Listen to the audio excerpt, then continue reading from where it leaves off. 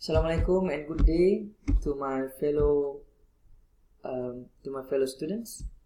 Today I'm going to use a video to share with you some of the key points that we have learned so far in our fluid mechanics subjects. We will start with the first chapter, which is internal flow. This is the first time I ever use video to deliver some information to you, to anybody. So I apologize in advance if the delivery is not as up to what you expected. But I'm committed to continue using this as means of teaching delivery, and also to help you to understand more on the subject.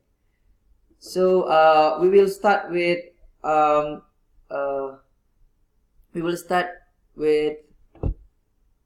PowerPoint that you have. I will go through quickly, and I will just highlight important things that you need to know about this topic, so that to navigate and to help you on solving the problems, and also I hope that you can try yourself working on the all the examples inside these notes, so that it will help you to be confident, and also to get familiarized when you come to the actual test problems. Okay, so for internal flow, so as you're aware, we have lamina and turbulence. For this, we mostly deal with circular pipe. If other than that, the diameter or the hydraulic diameter will be given to you. Okay, as you're aware, we have lamina, turbulent, and transition there, and this is very important that you need to know the RE. Okay, V will be taken as the velocity average. Okay, and take note on the Reynolds number, the range of the Reynolds number for the internal flow. Remember, the internal flow and external flow have different range of the Reynolds number for the lamina and turbulent. Okay, so all these hydraulic diameter will be given to you. You don't have to worry about that. Okay, just that you have to determine this diameter and put it into the Reynolds number equation to determine the Reynolds number. Okay, you can read this out. Okay, you can read this out on the some of the definitions about the regions of flows. Okay, and okay, the entry lengths for the lamina and turbulence also will be given if it's come out. Okay, you don't have to worry. You don't have to remember. But if it's good if you can remember. This one we won't touch much. We won't touch it on this derivation side. So this one is important. So you have to know about the head loss. Okay, how you calculate the head loss. This is how the head loss is described in terms of the pressure loss. So this formula, I think you're familiar with this. Okay, this also applies for lamina and turbulent. Okay. Okay, we go through quickly. Okay. For, as I mentioned it many times already, and I'm mentioning it again now. So for internal flow, the most important expression is the Bernoulli equation. So you have the pressure terms, velocity terms, and the heights, and also this is the pump power in terms of the height.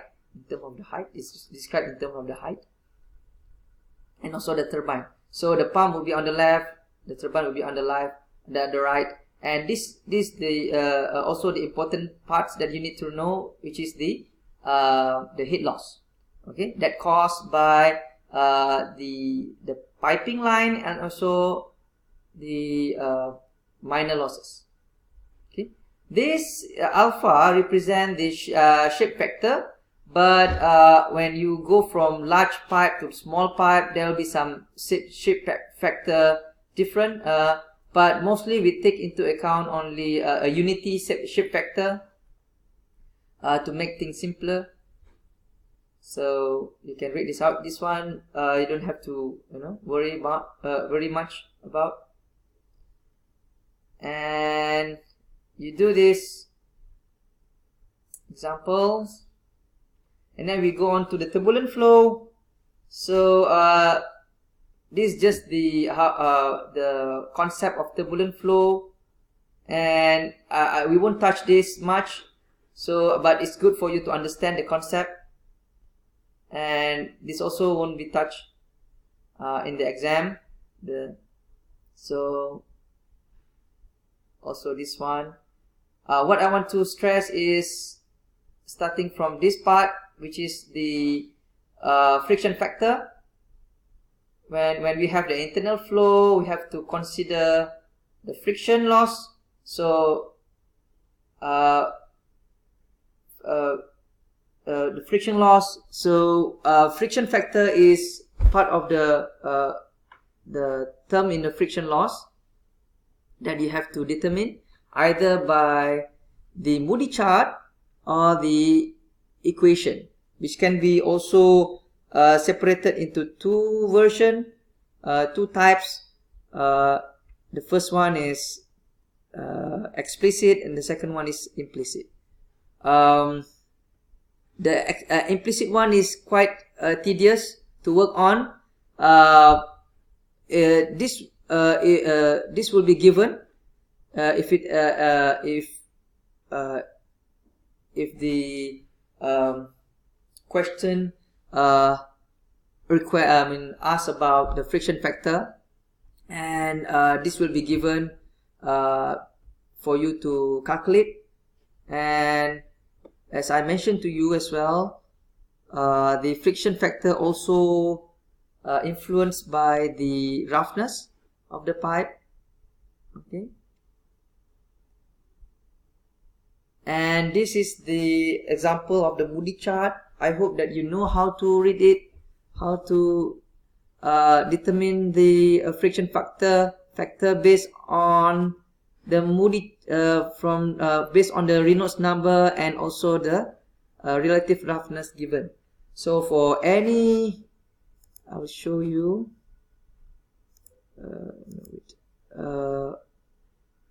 Okay, let me have here. So let's say you calculate your Reynolds number here, and you have you also calculated your relative roughness, and it will cross at a certain point there, and you will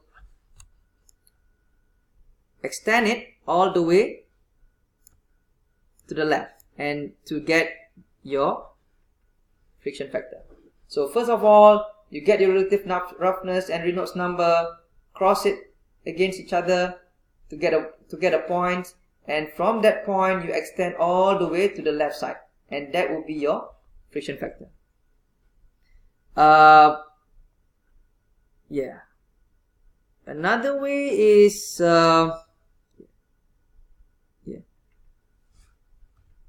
alright. Another way is this is also some of the common explicit equation to resolve the parameters on the internal pipe flow. You can determine the head loss based on the diameter, if the flow rate and also the diameter is given, and you can also find the flow rate if the head loss is given, and you can also find the diameter if the length and also the flow rate is given. So this is actually the explicit equation to determine the head loss, flow rate and the diameter based on other parameters given. Okay, you can work on this. Alright, as we discussed last time, I think we worked on these problems. As you can see here, I added this friction factor. This is actually a friction factor for smooth pipe. So if we consider this problem as a smooth pipe problem, so we can use this simplified friction factor, which only depends on Reynolds number. Okay, so we have Reynolds number here. So in this problem, the velocity is not given. Instead, the head loss, the head loss is given, and you need to determine the diameter, the minimum diameter for this pipe to work.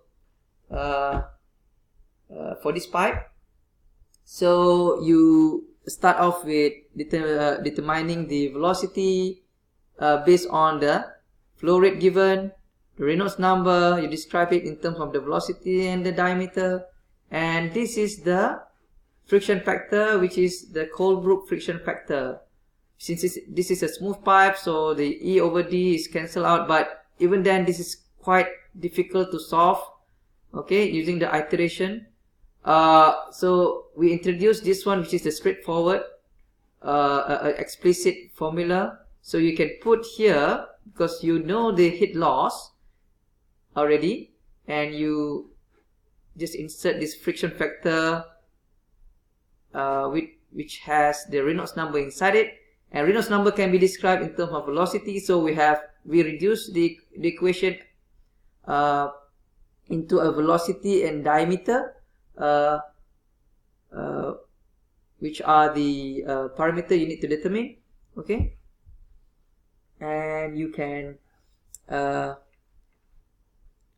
solve it using the simultaneous equation. Okay. All right. Now we have minor losses. So I think the most important part in minor loss, you need to know the loss coefficient. So this is the minor loss equation that you need to remember. Okay, the KL will be given in the exam, so you don't have to worry, but you have to know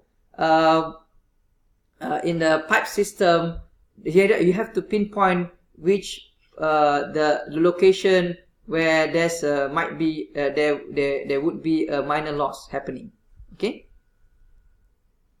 so this is the total loss, which comprise of the pipe loss and also the minor loss.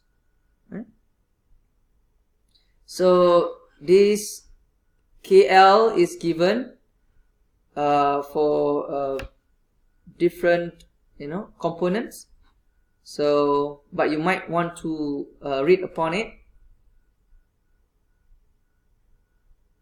All right, and you can do this examples, and this is the piping network and pump selection. Okay, this one you can read this out. This is quite straightforward. You have to remember the conservation of mass and for the two principle regarding the pipe networks. Okay. All right. As mentioned to you, this is very important, and you have this pipe selection, pump selection. Pardon. And this is the pump power, which is equivalent to this is the pressure, rho GH, and also the H pump. Okay. I would like to move on to the notes that I have made for you. All right, this one. I want to discuss with you the two situation that might that you might face when solving these problems regarding internal flow. The first one, you have, for example, you have this system, you have the pump here, you know the look the height between the two reservoir